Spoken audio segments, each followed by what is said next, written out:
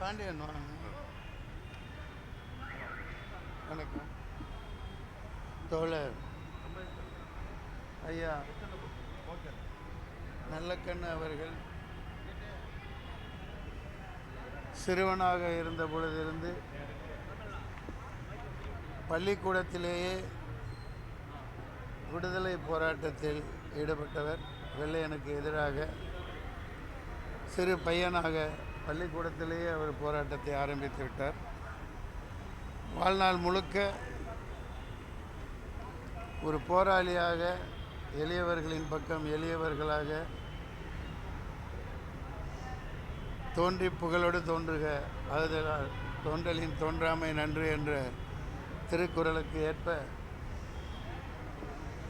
வாழ்க்கையை அமைத்து கொண்டு ஒரு உன்னத மனிதராக இதுவரை வாழ்ந்து இப்போது மருத்துவமனையில் போராடி கொண்டிருக்கிறார்.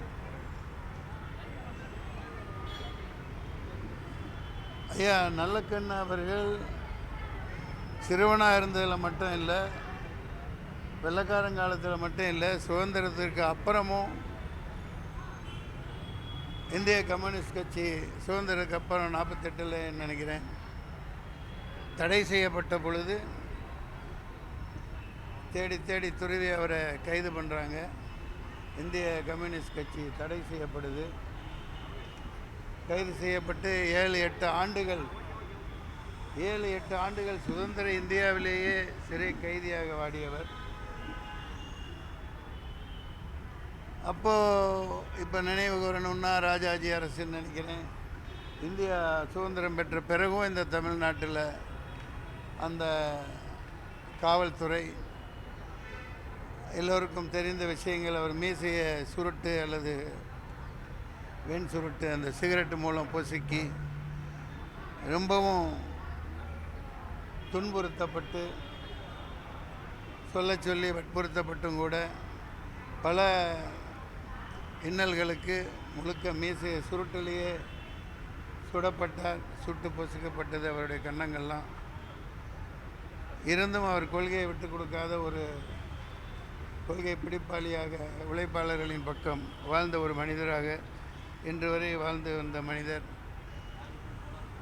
மருத்துவமனையில் இப்படி 101 வயது அன்னாருக்கு அவர் வாழ்ந்த இந்த பூமியில், இந்த மண்ணில் அப்படிப்பட்ட ஒரு தமிழன் வாழ்ந்த சரித்திரம் படைத்து வாழ்ந்து கொண்டிருக்கிற சரித்திரம் படைத்த ஒரு தமிழன் வாழ்கையில் நானும் இங்கே மூச்சு விட்டு கொண்டிருக்கிறேன் என்று நினைக்கும் பொழுது எனக்கு பெருமையாகவும் என்னை நினைத்து வெற்றி தலைகுனியவும் செய்கிறேன். அப்படிப்பட்ட உன்னதமான எளிமையான போராளி.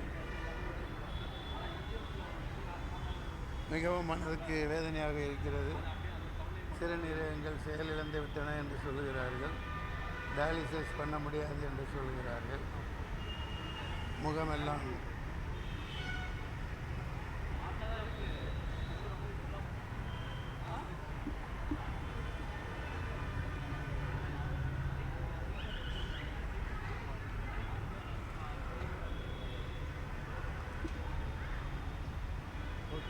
கருத்து,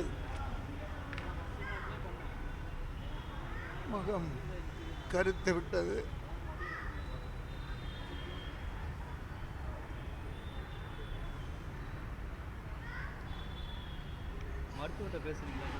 ஒரு மாபெரும் மாத்தமிழன் போராளி.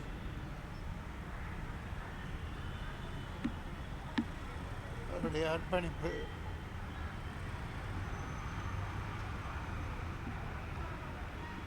ஈடு செய்ய முடியாதது.